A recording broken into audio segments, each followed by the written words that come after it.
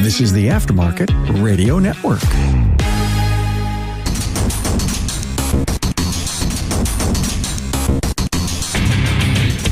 Welcome, everyone, to yet another episode of Diagnosing the Aftermarket A to Z. I'm Matt Fanslow, and today I kind of want to tell you about how I think running a repair shop is a lot like dating. But first, let's get a word from our sponsor, NAPA Auto Tech Training.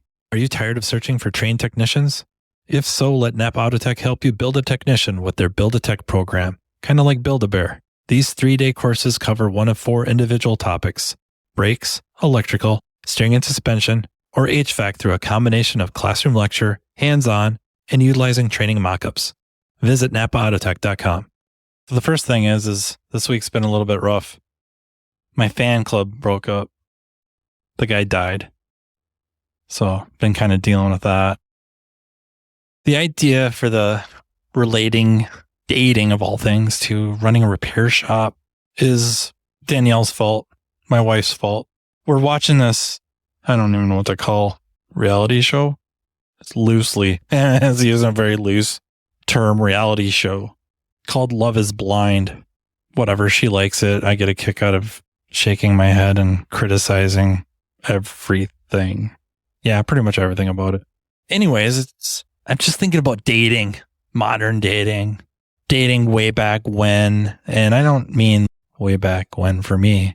It sucks that you thought that, though. Thanks. I was thinking like when my grandparents were dating, my parents were dating, you know, what the landscape looked like. It's just thinking about it. Times changed, app-based dating, virtual dating. It's broken in my mind, but it's like flat rate, right? It supercharges certain areas or attributes or focus, areas of focus, right? That's what it does. And it just kind of dawns on me like when I was kind of dating Danielle and really before the actual dating, my initial interactions with her.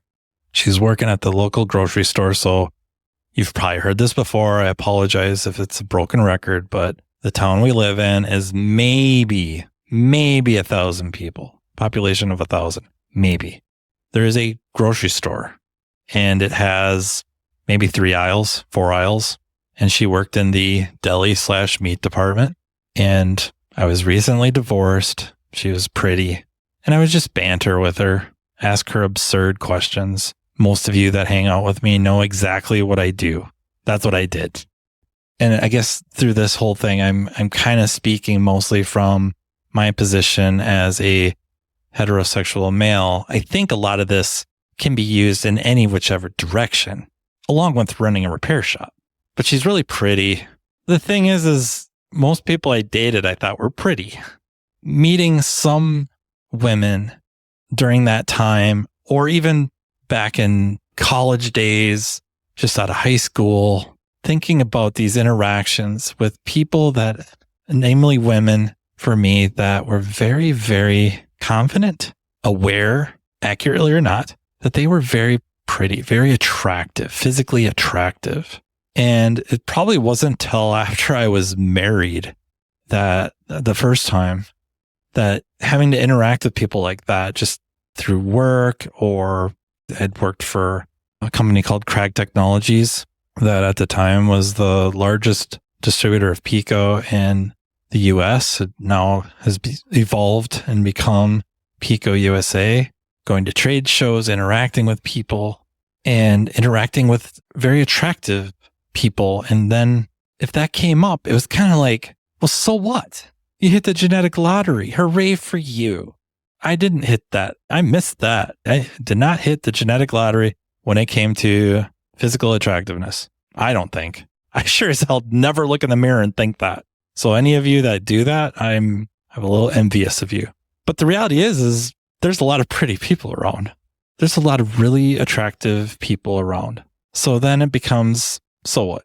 What makes you so special? Why should I invest my most valuable resource, my most valuable asset, my time, in you? And that goes for friendship even. But somebody looks really good on the outside. What's going to separate you from everybody else? What's going to separate you from the other pretty people? And what if we turn the question on me? Well, what makes you so freaking special. But let's address just the looks part. You might have a really nice looking shop. It might be clean. It might be well lit. It might have a terrific customer waiting area. It might be the parking lot well lit, so customers feel more comfortable dropping cars off and picking them up at after hours or in the dark. So what? These are all important things. Don't get me wrong. The shop I work at, Riverside, we've invested a lot of time and money in improving those areas. But at the end of the day, shop B down the street that doesn't have the nice big waiting area with coffee, Keurigs, soft drinks, snacks, healthy snacks, unhealthy snacks, couches, places to work, kid-friendly area. Maybe they don't have any of that, but they do a way better job of fixing cars. They do a way better job of earning people's trust. Then all this other stuff doesn't mean a thing. It starts to fall apart. The shop starts to get people that come once or twice, and then maybe we're off-putting, potentially. I'm hopefully speaking just fictionally, I hope, but maybe we don't do such a good job of that. And we hide behind the pretty exterior. And okay, fine, the waiting area is on the interior, but you know what I mean. These visual things, maybe looks and smells and all that, that's all fine and dandy. But the real, when you get down to brass tacks, we're not where we need to be. Maybe your shop's not where it needs to be. It looks the part. It's not backing it up where it counts. It's a lot like dating. It's a lot like finding somebody that you find attractive, just working up maybe that 20 seconds of insane courage. I stole that line, by the way. Just to go up and ask, go up and start a conversation. But then you have to look past all of it. And now what if that line of questioning turns on me? Okay, you did not hit the genetic lottery. What makes you worth my time? And there I have problems, right? One, me, I can't. I would start making up very ridiculous claims, either just completely absurd, worthless things. Like I have a knack for repairing disposable lighters or something like that. Just make them go, what? That's how I respond. But the reality is I think I would rather you ask other people about me, assuming you're not going to get to know me. I think it's more important what other people say about me, because what am I going to do? Like just rattle off a bunch of really positive things about me. Oh, I'm loving and caring and I try to do the right thing and I treat you like a queen and blah, blah, blah. Okay. I mean, says every guy trying to score time or perpetuate a relationship of some sort. And that's what we do. That's what the shop does, right? We're rattling off equipment we have, the capability we have. Look at the shop. Look how pretty it is. If we'd pay this much attention to the shop, imagine how much attention we pay your car. But really, it's the reviews, the good reviews. And I understand, like at some point, the 5-star reviews, people just start getting numb to that. They start looking at the 1-star reviews. And is there consistency with those 1-star reviews? My 1-star review is probably sarcasm. If you can't handle sarcasm, you're probably not going to be able to handle being around me for very long. Or feeble attempts at smart remarks, something like that. Or lots of movie references. That probably happens. I think it's what other people say. It's important to try to accrue reviews, people saying good things about you, hopefully even speaking very specifically and calling people by name within the shop. I'm not saying like you reward them in some way, kind of just almost bribery. I'm not saying that, but you can make it easier for people to leave a review, right? There's many different types of programs out there. Some of our shop management systems already have it that make it easier for people to leave reviews.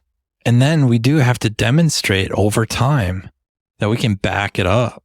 So yeah, this big, pretty exterior is backed up by a bunch of people who care. They care about you. They care about your car. They care about their jobs, their careers, their professions. And that over time starts building up a number of positive reviews. The negative reviews can be very good learning moments for the shop where you got to maybe have to eat some crow. Yeah, we dropped the ball on this one. Or our processes failed, or lack of processes reared its ugly head. How you respond to the negative reviews is extremely important. A lot of people, that's what sells them on bringing their car to your shop is a good amount of 5-star reviews. But, I think eventually they just start to run together. You read so many 5-star reviews, it starts to just get homogenized. And hopefully you have very, very few negative reviews. So they're easier to read all of them because you have hundreds of positive reviews, good reviews. And it's hopefully single digit, even if it's not double digit, 10, 20 bad reviews. You can whip through those. They're easier to get through all those than the hundreds of 5-star reviews. How you respond to those can be what pushes people over that hump to select you to take care of them, to help them. And there's a certain honor in that. That should be somewhat touching. Just if somebody agrees to go out on a date with you, it should almost be a little touching. Wow, cool. It might blow up dating wise. Hopefully stuff with the customers don't. For 98 years, the NAPA name has meant quality parts and service. It also reflects top quality training programs to help you build a more successful vehicle repair business. No doubt, the technician shortage is impacting everyone, but you're not facing this battle alone. NAPA has the solution by making NAPA Auto Tech Training available near you. NAPA Auto Tech provides automotive aftermarket technicians career development opportunities through structured, disciplined, measured, and high-quality technical instruction, no matter the technician or service advisor's skill level. This instruction enhances understanding of vehicle systems, increases first-time repair capability, and overall customer satisfaction. It also prepares technicians to become ASE certified. It's a fact technicians who receive training to improve their knowledge and skills have a higher sense of job satisfaction. This reduces technician turnover and increases productivity, directly improving a shop's profitability. It is vital to the success of a shop's business that today's technicians are equipped to diagnose and repair today's complex vehicles. With our ever-changing technology, the technician's knowledge and skills need to be updated and refreshed on a regular basis. As you labor over the decision of whether to send your techs to get their skills sharpened, keep in mind, NAPA Auto Tech Training is an investment, not an expense, and it's available to all. Much of NAPA Auto Tech's training is offered in more than one format to accommodate varieties of learning styles and training preferences so each person can maximize their learning. Whether you're more of a hands-on person or enjoy learning at your own pace, NAPA Auto Tech is here to provide you with the training you need in the format that works best for you. To learn more about what NAPA Auto Tech offers, contact NAPAAutotech.com. I couldn't get over the thought of this person's really attractive, but at some point, so what? It's not going to sustain a relationship over time. And that's what we have with our customers, our relationships. And I think we hope they're long-term relationships and mutually beneficial financially to us, gaining trust and loyalty and vice versa, that they're gaining some financial benefit by saving money over the long term because of properly maintained and repaired vehicle is for the most part overwhelmingly less expensive than a new vehicle. I think also from like the consumer perspective, because running a business isn't just dealing with consumers. We also have employees. But again, back to this consumer point of view, training, constant training. I know I'm bouncing back and forth between dating and customer interaction, but in a way it's kind of the same. The whole point of the episode, that this person, that prospective date asking some good points about you. One of them might be that you're constantly evolving. You're curious about the world. You're curious about whatever subject, passionate about music, passionate about movies, video games, outdoors, conservation. Just the list goes on.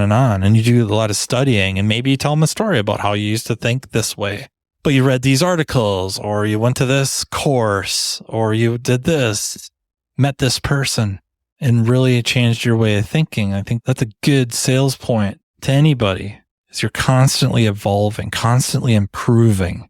And if we're telling that to our clients, repair shop, from the repair shop perspective, and as a technician, or any individual within the organization, it's important to me to be good at my job. It's important to me to constantly evolve and constantly try to stay up to date with changing technology. Therefore, I spend at least 40 hours a year in some sort of training course, or 80 hours, or 90 hours, or whatever the number is.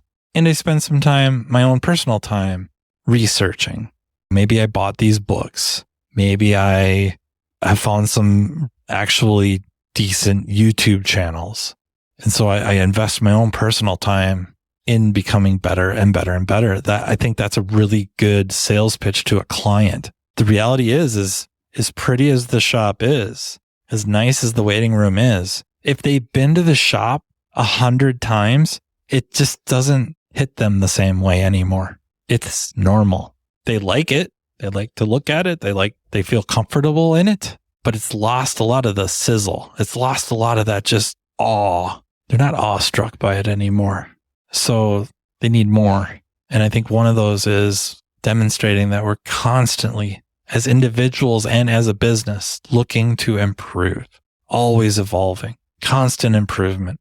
Like the core value of everyone working there and the leaders, especially the leaders of the business, constant improvement, always looking to be better, better customer service, better value, better employers, always. And the dating thing, this analogy doesn't just hold with customers. It's also employees or potential employees.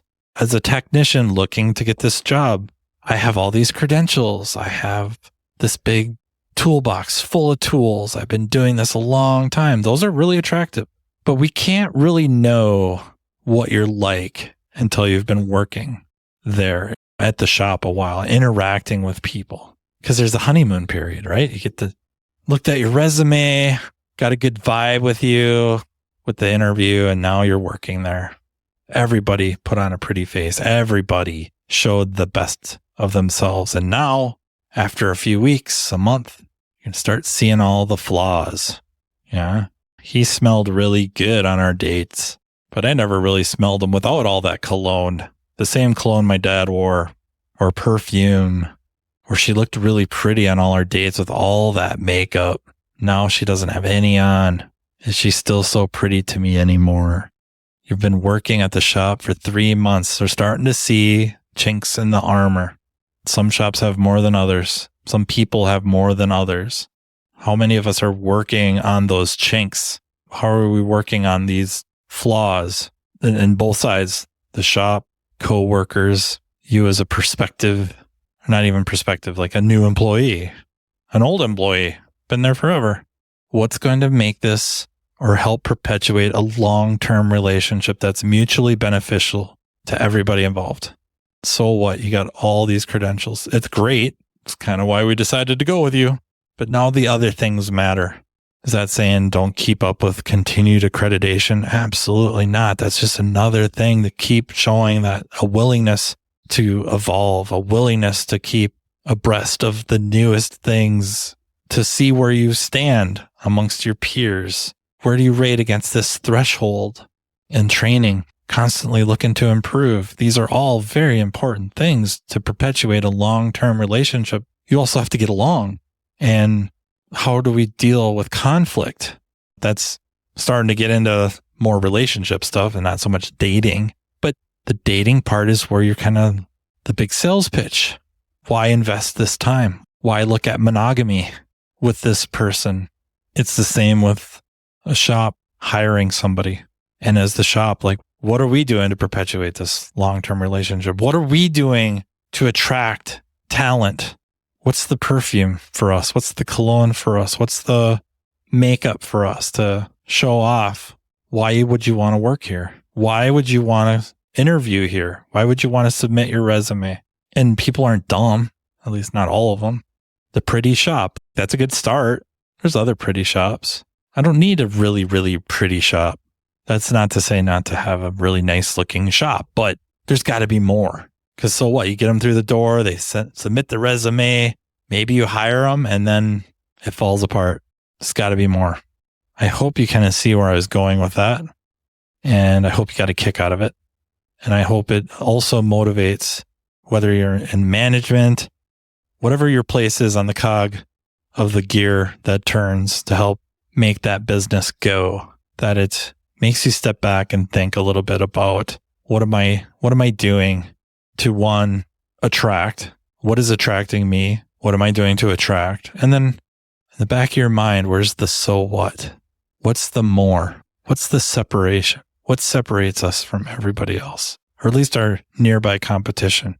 And what can we do to separate ourselves from the pack and make our shop or ourselves that much more attractive and perpetuate long-term relationships, cultivate solid long-term relationships? Thank you very much for listening. I really appreciate it. Thank you for all the emails. I get a lot of messages and emails about why techs don't go to training with a lot of perspectives. And you know what? The main theme is a lot of people have no idea why.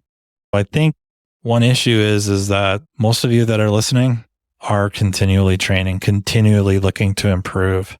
I don't know how we get this message out to others, short of just expanding our local networks, interacting with other shops, interacting with other techs, becoming, I suppose, friends, of course, but also just maybe when you're helping them out of a jam and they're asking you, like, how did you know that you put training over? Maybe not so much yourself, but training. Like, I learned this in a class. And it could be scary, right? Because now you might be helping your competition get better. It's a scary thing. I don't know how much that really would happen, but I guess I would welcome the challenge. So yeah, I think the best way to spread the word is about training and get more going to training, because I don't have the real numbers, but I think in the past, Vision would have maybe 2,000 attendees.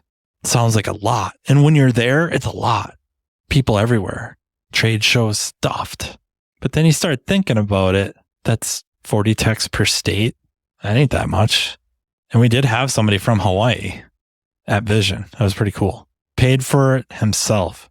He won the hearts of a lot of shop owners there, who one for sure took him out to dinner just because it's attaboy. That is impressive. So yeah, so many people going to these events that we need either more events or spread them out. I think it helps the profession across the board. But I really appreciate the messages and the emails. Also, concern from my dad. I just nothing but really good news, active, up and out and about. So thank you for those continued thoughts. It's so humbling. It's hard to talk about how much it means to me. Yeah.